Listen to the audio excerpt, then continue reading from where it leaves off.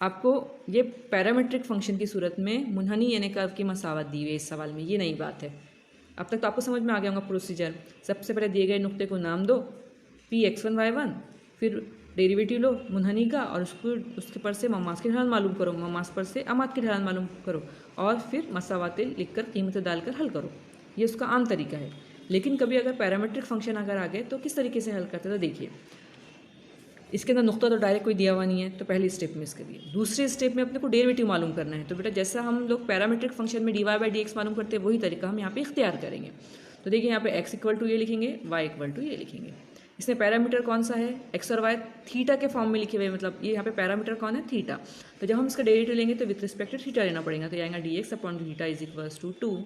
अब इसका हमको पास डायरेक्ट कोई फॉर्मूला नहीं है तो हम इसको x⁻n का ज़ाब्ता लगाते हैं, मतलब ये 3 सामने आएगा, इसका पावर 1 से कम होगा। देखिए यहाँ पर कि ये इसका डेरिवेटिव हो गया।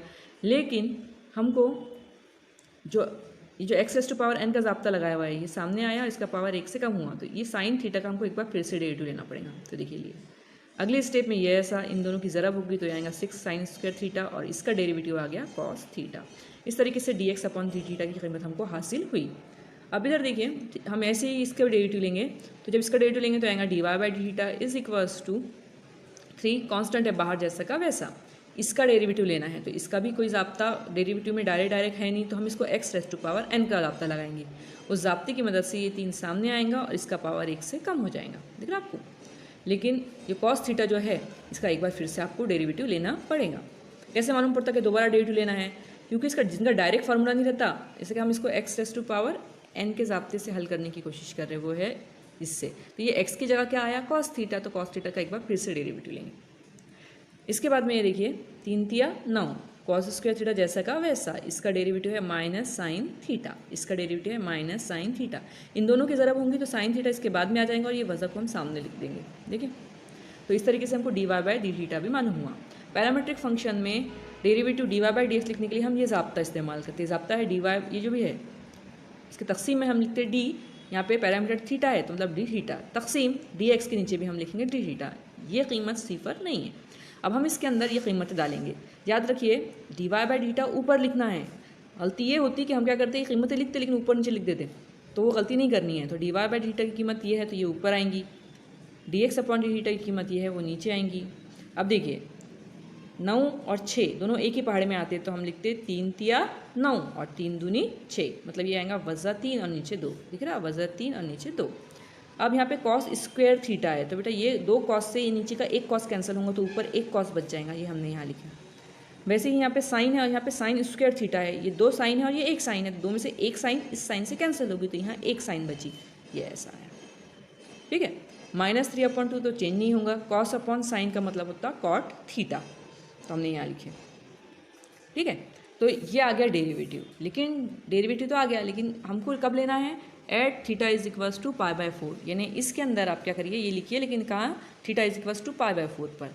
जब ऐसा लिखेंगे तो क्या चेंज होगा, ये लिखा जाएगा यहाँ पर, सिर्फ थीटा की जगह आपको क्या लिखना है, π/4। देख सकते हैं आप, ये आ गया। अब इसमें तो कोई चेंज आने वाला नहीं है। cot π/4 या tan π/4 दोनों की कीमत एक है। कहाँ से लिया हमने, वो टेबल आपको जो पढ़ाए थे हमने पिछले साल, वहाँ से। tan π/4 और cot π/4 दोनों की कीमत एक है, तो ये एक हमने यहाँ लिखे, इनकी ज़रब होंगी तो जवाब ये आएगा। ठीक है, यानी dy/dx एट थीटा = π/4, इसी कीमत आ गई -3/2, और इसे ही हम ममास की ढलान कहते हैं और m से जाहिर करते हैं, ये ऐसा। अब इस पर से हम अमात की ढलान लिखेंगे। अमात की ढलान को हम m' से जाहिर करते हैं, और कैसा लिखेंगे, ये कसर को उल्टा कर दीजिए, ये 3/2 है तो आप 2/3 लिखिए, यहाँ माइनस है तो आप यहाँ पर प्लस लिखिए। देखिए ये 2 तब्दीलियाँ करने के बाद में आपको अमात की ढलान मिल गई। अब ढलाने तो हमारे पास है, लेकिन ममास और अमात की मसावत लिखने के लिए हमको नुक्ता P(x1, y1) चाहिए, तो उसकी कीमत मालूम कर कैसा करेंगे, तो देखिए अगली स्टेप जो नहीं है हम आपको बताते हैं, ये पहली बार पढ़ा रहे हैं हम आपको। थीटा = π/4 पर आप x और y की कीमत लिखिए, और थीटा की जगह जो हमारी x और y की कीमत हमको दी हुई है इसके अंदर ये दोबारा लिखिए, और थीटा की जगह ये कीमत डाल दीजिए π/4। तो देखिए ये कैसा बन जाएगा, ये देखिए वही कीमतें है लेकिन ये π/4 लिखा हुआ है। इसको हल करने पे जो हमको x और y की कीमतें मिलेंगी वही हम x1 और y1 की कीमतें तस्वुर करेंगे। तो देखिए यहाँ पे ऐसा लिखा हुआ है, तो sin π/4 यानी sin 45 और cos 45 दोनों की कीमत आती, देखिए यहाँ पे हम लिखते sin π/4 बराबर होता है cos π/4, 4 से, और दोनों की कीमत है 1/2। ये आप याद रखिए। तो हम क्या करेंगे, इनकी कीमतें लिख देंगे और यहाँ जो क़ुव्वत नुमा है यहाँ ऊपर लगा देंगे।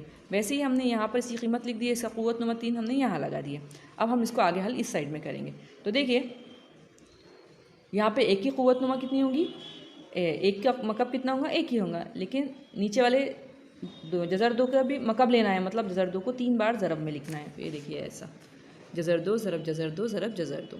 वैसे ही वाई को हल करते वक्त यहाँ पे 3 जैसे कैसे रहेगा, एक का मकब एक ही आता है और इसको भी हम ज़रब में 3 बार लिखेंगे, ये ऐसा ठीक ना। अब देखिए हम इसको हल करके बताते हैं। अब इसमें से कोई किसी से कैंसिल नहीं हो सकता, इसलिए हम 3 की ज़रब 1 से करके यहाँ पे 3 लिखेंगे। जज़र 2 ज़रब जज़र 2, 2 जज़र की कीमत एक अदद हो जाता, मतलब जज़र 2 जज़र 2 कितने हो जाएंगे, 2। ये जैसा का वैसा। अब इधर देखिए यहाँ पर डायरेक्ट तो अभी किसी से कोई कैंसिल हो नहीं सकता, इसलिए इसको जैसा का वैसा लिखेंगे। फिर यहाँ पर एक जैसा का वैसा, जज़र 2 ज़रब जज़र 2 कितना हो जाएगा, 2। और यहाँ पर इसको तो हमने कुछ भी नहीं किया, इसलिए जैसा का वैसा लिखेंगे। अब यहाँ पे ये स्टेप के बाद में ये 2 और ये 2 ये दोनों कैंसिल हो जाएंगे, ऊपर बचेगा 1 और नीचे बचेंगे जज़र 2। ये आ गई हमारी x की कीमत और ये आ गई y की कीमत। इसे ही हम x1 मसावात में x1 y1 की जगह लिखने वाले हैं। तो वो नुक्ता जिससे ममास और ढलान गुजरेंगे वो आएगा p 1/जज़र 2, x की कीमत ये, और y की कीमत है 3/2 जज़र 2। अब नुक्ता p से गुजरने वाले ममास की मसावात लिखे हमने। अब देखिए यहाँ पर ये जो लिखा हुआ है x1 की जगह ये इस्तेमाल करेंगे, y1 की जगह ये इस्तेमाल करेंगे, लिखे बराबर m की जगह ममास की ढलान लिखेंगे, जो हमने इस साइड में मालूम किए थे। क्या थी ममास की ढलान, -3/2। तो देखिए यहाँ पे लिखे हुआ है -3/2। सिर्फ इतना देखिए आप, ये आ गया। हमने हर एक की कीमत लिख दी है, x1 इसकी जगह, y1 इसकी जगह और ढलान e इसकी जगह। अब आप देख सकते हैं कि नीचे कौन कौन है, यहाँ 2 दिख रहा, यहाँ पे 2 जज़र 2 दिख रहा।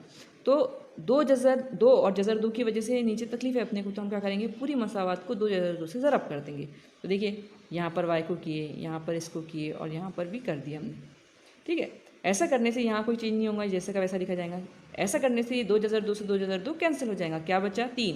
यहाँ पे वज़ा है तो वज़ा, यहाँ 3 है तो 3, बराबर की जगह बराबर। यहाँ ये 2 से कैंसिल होगा, यहाँ पे बचेगा वज़ा 3 जज़र 2। ब्रैकेट में हमने कोई चेंज नहीं किया। इसको ये लिखे बाद में ये जैसा का वैसा आएगा, इसकी ज़रब इससे होंगी, तो वज़ा वाले की ज़रब इससे हो रही, इसका मतलब इनकी अलामत चेंज होंगी। ये आएगा वज़ा और ये आएगा जमा। ये आएगा इसकी ज़रब इससे, अलामत हमने डिसाइड कर ली कि ये पहले वज़ा आएगा और दूसरा जमा आएगा। इसकी ज़रब जब इससे होंगी तो ये आएगा वज़ा जज़र 2 x, जमा इसकी ज़रब इससे होंगी तो आएगा 3 जज़र 2 बटे जज़र 2। अगली स्टेप में बेटा ये जज़र 2 से जज़र 2 क्या होंगे, कैंसर। अब देखिए ये कैंसिल हो गए। अब ये x वाली टर्म y वाली टर्म दिख रही है हमको, हम क्या करेंगे, इन सबको एक साइड बराबर की एक जानिब लेके जाएंगे। उसके लिए हम x वाली टर्म वज़ा में है, इसलिए इन दोनों को उठाकर इस साइड में लेकर आएंगे, दोनों की अलामत बदल जाएंगी। ये वज़ा से जमा में आ जाएगा और ये जमा से वज़ा में आ जाएगा। इधर जो है वो जैसे कि वैसे हैं, इनकी अलामत तब्दील नहीं हुई, ठीक है। जब इसको इधर लेकर आ जाएंगे तो यहाँ बचेगा 0, वो 0 यहाँ लिखा हुआ है। फिर x वाली टर्म लिखे हमने, फिर y वाली टर्म लिखे हमने, वज़ा 3 और वज़ा 3, ये वज़ा 3 और ये वज़ा 3, ये हो जाएंगे वज़ा 6, ठीक है। वज़ा 6 आ गए। लेकिन इसमें जज़र 2 है, इसमें जज़र 2 है, इसको हम आगे देखिए कैसे हल करते। इसमें भी 2 जज़र 2 है, हम उसको हटाने की कोशिश करेंगे। देखिए उसके लिए हमने इसको क्या लिखे, 3 दूनी 6, ये याद रखना पड़ेगा आपको। फिर 2 को हम क्या लिख सकते हैं, जज़र 2 ज़रब जज़र 2। देखिए हमने इधर कोई चेंज नहीं की, यहाँ पर ये सब जैसा का वैसा है, सिर्फ हम इसमें चेंज कर रहे हैं, हमको यहाँ पे जज़र 2 लाने हैं। तो 3 दूनी 6 हमने ऐसा लिखे, फिर इसको जैसा का वैसा लिखे, 2 को लिखे जज़र 2 ज़रब जज़र 2, क्योंकि इन दोनों को इसको 2 को हम ऐसे भी लिख सकते। ऐसा लिखने से बेटा हमारी टर्म के हर रुकन में जज़र 2 आ गया। हमने हर रुकन से, अगर पूरे इसमें है तो हर रुकन से हम वो कीमत को कैंसिल कर सकते। तो देखिए हमने कैंसिल कर लिए, ये जवाब आ गया। फिर जो बच गया वो हमने यहाँ लिखे 3x जमा 2y वज़ा जज़र 2 = 0। देखिए इसके बाद में हम लिखने वाले हैं दिए गए ये नुक्ते पर p 1/√2, 3/2√2 से गुजरने वाले अमाद की मसावात हमने लिखे y - y1 = m dash x - x1। x1 की कीमत हम यहाँ से लेंगे, ठीक है। ये देखिए आप, ये पूरा जैसा का वैसा, सिर्फ x1 की कीमत रखना है इस ब्रैकेट में। m डैश हमने यहाँ पे पहले से ऑलरेडी मालूम कर चुके, देखिए हमने यहाँ लिए थे 2/3, तो यहाँ पे हम लिखेंगे 2/3। यहाँ पे y1 y माइनस जैसे का वैसा y1 की कीमत है, ये यहाँ से लिए हमने, ये कीमत रखने के बाद में आप देखिए 3 और 2 जज़र 2 इनको हटाना है। तो देखिए 3 दूनी 6, 6 जज़र 2 हो गए। तो 6 जज़र 2 से हम पूरी मसावत को ज़रब देंगे। तो देखिए हमने इसके सामने और इसके सामने ज़रब में 6 जज़र 2 लिखे। अब देखिए यहाँ कोई चेंज नहीं होगा, इसको जैसा का वैसा अगली स्टेप में वज़ा की जगह वज़ा। अब देखिए जज़र 2 से जज़र 2 कैंसिल हो गए, फिर 2 1 का 2, 2 तिया 6। तो यहाँ पे सिर्फ क्या बचे 3 और ज़रब 3, ठीक है। ऊपर बाकी सब कीमतें कैंसिल हो चुकी हैं, बराबर की जगह बराबर। अब देखिए यहाँ पे 3 है और यहाँ 6, तो 3 1 का 3, 3 दूनी 6, मतलब यहाँ पे सिर्फ क्या बचे 2। तो ये 2 जज़र 2 की ज़रब जब 2 से होंगी तो 2 दूनी 4, यहाँ पे आएगा 4 जज़र 2। ब्रैकेट में कोई चेंज होने वाला नहीं है। अगली स्टेप में जैसा का वैसा 3 तिया 9 बराबर, इसकी ज़रब इससे होंगी तो ये आएगा वज़ा की जगह वज़ा, इसकी ज़रब इससे होंगी तो ऊपर ये 4 जज़र 2 आ जाएगा, फिर जज़र 2 से जज़र 2 कैंसिल। अब इसके बाद में हम एक्स और वाई वाली टर्म को एक तरफ लाने वाले हैं। तो एक्स मुस्बित है तो इसको हटाने की ज़रूरत नहीं है, इनको इधर लेकर आइए। तो ये आएगा, ये वज़ा में आ जाएगा और ये जमा में आ जाएगा। देखिए आ गए, और जहाँ पे जो भी बचेगा वो बचेगा 0, तो हम 0 इक्वल टू करके ये यहाँ लिखने वाले हैं।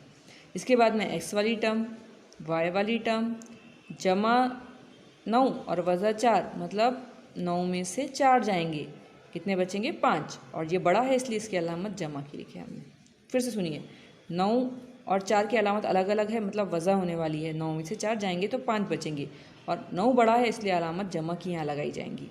इस तरीके से 4 जज़र 2 एक्स वज़ा 6 जज़र 2 वाई जमा 5 बराबर 0, ये मतलूबा अमात की मसावत है। ये क्वेश्चन 4 मार्क तक के लिए पेपर में आ सकता। आपको अगर पहले के क्वेश्चन समझ गए तो बहुत अच्छी बात है।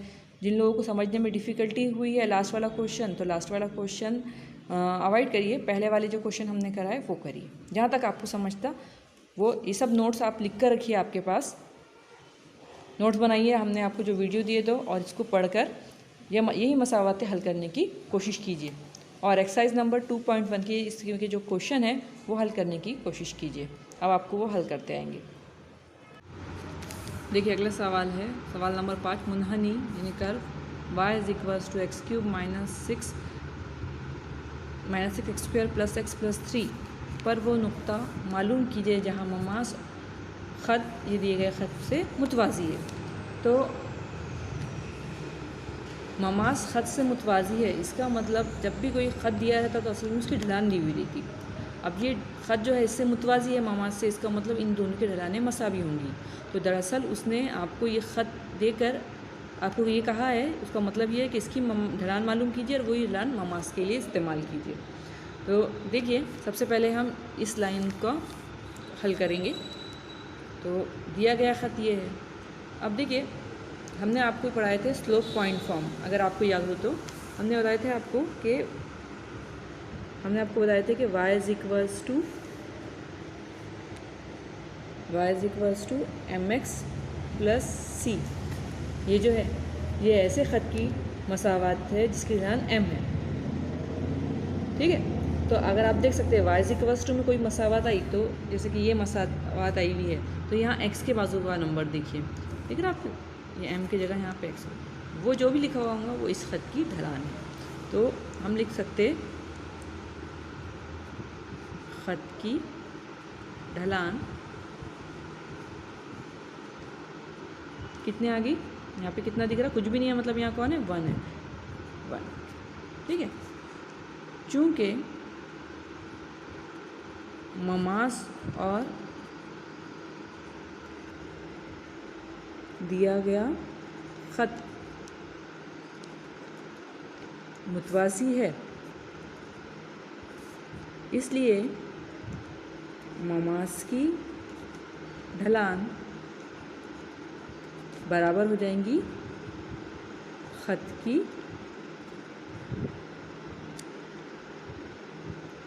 ढलान से। आप लोगों को मालूम ही है कि ममास ढलान को हम किससे ज़ाहिर करते, m से। ममास की ढलान को हम किसके ज़ाहिर करते, m से। तो m की ढलान भी कितनी हो जाएंगी, 1, ठीक है। इसके बाद देखिए ये मालूम कर लिया हमने ना ममास की ढलान। अब लिखेंगे हम दी गई मुनहनी सवाल में ये दी गई है। अब अगर इससे ममास की ढलान मालूम, जैसा हम कर रहे थे पिछले वाले सवालात में, वैसे ही हम इससे भी ममास की ढलान मालूम करेंगे। तो देखिए हम इसका डेरिवेटिव लेते हैं, ये आ जाएगा dy by d x is equals to, इसका आएगा 3x² माइनस, क्या होता है बेटा, ये x का पावर सामने आता है और x का पावर 1 से कम होता है। ऐसे ही यहाँ होगा तो सामने 2 आएगा, 2 की ज़रब किससे होंगी, 6 से, तो 6 दूनी कितने होंगे 12, x का पावर 1 से कम, और प्लस x का डेरिवेटिव 1 और 3 का डेरिवेटिव 0, इसलिए यहाँ पे लिखने की ज़रूरत नहीं है, ये आ गया। ठीक है, लेकिन हमको दिया हुआ है, ये आपको दिए हुए ममास की ढलान, और आपकी ममास की ढलान कितनी आई हुई है, 1 आई हुई है। तो अब हम क्या करेंगे, इन दोनों का इस्तेमाल करेंगे। अगर ये दोनों सेम है तो हम इन दोनों को बराबर लिख सकते हैं। तो इसको देते हैं मसावत नंबर 1 और इसको देते हैं मसावत नंबर 2। तो देखिए ये भी ममास की ढलान है और ये भी ममास की ढलान है, इन दोनों को हम क्या करते हैं, मसावी है तो हम इसको बराबर ही में लिख देते। तो देखिए मसावत 1 और 2 से, यहाँ पे हम लिखेंगे 3x² minus 12x plus 1 equal to 1। ऐसा करके हम क्या करने की कोशिश कर रहे हैं, तो देखिए आपको सवाल दिया हुआ था मुनहनी ये जो है, तो वो नुक्ता मालूम कीजिए जहाँ ये ममास ख़त पे मुतवाज़ी है। मतलब आपको नुक्ता P जिसे हम कहते हैं, जो जैसे जो मुनहनी पे मौजूद होता है, जहाँ से ममास गुजरता है, हमको वो नुक्ता मालूम करना है। उसके लिए हमने क्या किए, इसकी ढलान निकाले, दोनों मुतवाज़ी, हमने बोले ममास की वही ढलान है। इस तरीके से ममास की एक ढलान मसावत नंबर 1 में है। वैसे ही हमने इसका डेरिवेटिव लिए, इसका डेरिवेटिव लेने के बाद में जो जवाब आया वो मसावत नंबर 2 नाम दिए, ये भी ममास की ढलान है। तो अब ये दोनों बराबर है, इसका मतलब एक को हम इसके बराबर लिख रहे हैं। एक को इसके बराबर लिखने से जब आप एक को इस साइड में लेकर आएंगे, या फिर हाँ एक को इस साइड में लेकर आएंगे, तो ये आएगा 3x² माइनस 12x प्लस 1, इधर आएगा तो -1 इक्वल टू 0, +1 से -1 कैंसिल, इन दोनों में से 3 मुश्तरिक है और x भी मुश्तरिक है। तो देखिए 3 पूरा का पूरा बाहर निकले, मतलब कोई अदद नहीं लिखेंगे, x बाहर निकाले, 2 में से 1 तो 1 x बचेगा, वज़ा की जगह वज़ा। 3 को किससे ज़रब करने पे 12 आते हैं, 4 से, तो यहाँ पे लिखेंगे 3 3 चौक 12, x पूरा बाहर निकालिए, दोबारा लिखने की ज़रूरत नहीं है, इक्वल टू 0। अब ये दोनों की अदद 0 है, मतलब x 3x इक्वल टू 0 है और x माइनस 4 इक्वल टू 0 है। इस पर से x की कीमत कितनी आ गई 4, और इस पर से x की कीमत निकालना है तो 3 इधर जाएंगे, ज़रब में है तो तक़सीम में जाएंगे, तक़सीम में जाएंगे तो जवाब कितना आएगा 0। या ऐसा बोल सकते हैं हम कि 3 का कितना भी गुना कर लिया जाए तो 0, तो उसकी वजह से तो ये कब होता है जब x की कीमत कितनी हो 0। या तो ऐसा समझिए, या तो फिर 3 को हम इसके नीचे लेकर आ गए, 0/3 मतलब 0, तो ये दो x की कीमतें मिल गई। मतलब ये उस नुक्ते के या उन नुकात के x मौजूद है जिनसे हमारा ममास गुजरता है। अब हमको किसी कीमत की ज़रूरत है, x तो मिल गया, अब हमको y की ज़रूरत है। तो y की कीमत निकालने के लिए हम ये दी गई जो मसावत थी कर्व की, इसका इस्तेमाल करने वाले हैं। कहाँ है कर्व की मसावत, ये। तो देखिए इस मसावत को हम नाम देते a, और ये कीमतें हम इसके अंदर डालेंगे। तो हम सबसे पहले लिखेंगे at x is equals to 0। तो मसावत नंबर a बन जाएंगी ये आ जाएगा y is equals to x की जगह 0, तो ये देखिए ये दिख रहा है, इसके अंदर हम x की कीमत 0 डाल रहे हैं, -6 इंटू 0 प्लस 0 प्लस 3। तो गौर से देखने पे ये भी 0 हुआ, ये भी 0 हुआ, ये भी 0 हुआ, y की कीमत कितनी आ गई 3, तो यहाँ पे y की कीमत 3 आ गई। ठीक है, दूसरी कीमत जो है x की वो कितनी है 4, तो हम यही मसावत में कर्व की x की जगह 4 रखने वाले हैं। तो हम यहाँ लिखेंगे at x is equals to 4, मसावत number a implies y is equals to, तो देखिए हम यहाँ से देख के लिखते हैं, ये 4 का क्यूब -6 4 का स्क्वायर प्लस 4 प्लस 3, ये हो जाएगा y इज़ इक्वल्स टू, तो 4 चौक 16, 16 चौक 64, मतलब ये आएगा 64 -6 4 का स्क्वायर 16 प्लस 4 और 3 7, ये हो जाएंगे y इज़ इक्वल्स टू, तो अगर इसमें हमने 7 मिलाए तो ये हो जाएंगे 7 और 3 10 और 1 11, 11 का 1 हासिल आया 1, ये हो जाएंगे 71 माइनस। अब 16 की 6 से ज़रा होंगे तो देखिए 6 6 36 के 6 हासिल आया 3, 6 का 6 7 8 9, ये इस तरीके से आ गया।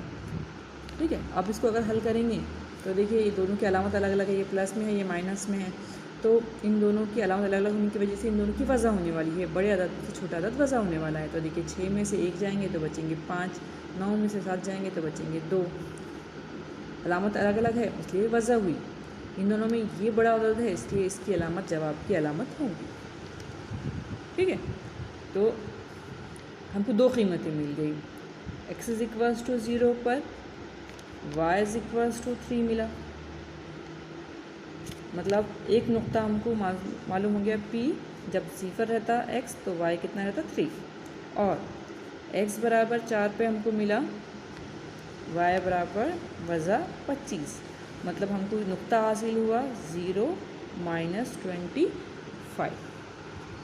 देखिए जब हमने इसको हल किए थे x बराबर 0 रखे थे तो y बराबर 3 आया था, तो x y 0 और 3 होंगे।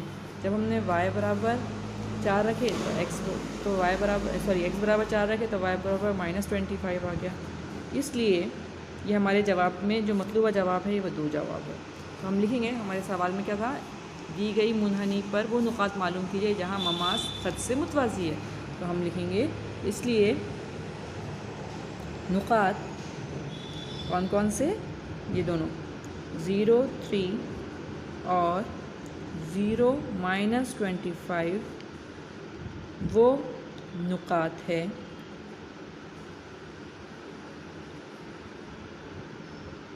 मुनहनी पर जहाँ ममास दिए गए ख़त पर दिए गए ख़त से मुतवाज़ी है। ऐसा सवाल 2-3 मरतबा पेपर में आया हुआ है, इसलिए हम उम्मीद करते हैं कि आपको ये समझ में आया होगा। इसको लिखिए और लिखकर इसको हल करने की कोशिश कीजिए। आज हमने जितने भी क्वेश्चन आपको पढ़ाए उसमें से कुछ हलशुदा है, कुछ बिना हल किए हुए हैं। ये एक्सरसाइज 2.1 के क्वेश्चन है, तो ये क्वेश्चन हमने आपको जो कराए ये अच्छे से लिखिए पूरे आपके बुक के अंदर, ये पूरे आपके बुक के अंदर लिखिए और उसके बाद में पढ़िए और फिर एक्सरसाइज नंबर 2.1 हल करने की कोशिश कीजिए। अगर आपने इनको बराबर पढ़े और लिख कर देखे तो यकीनन आपको एक्सरसाइज नंबर 2.1 हल करते आएंगी।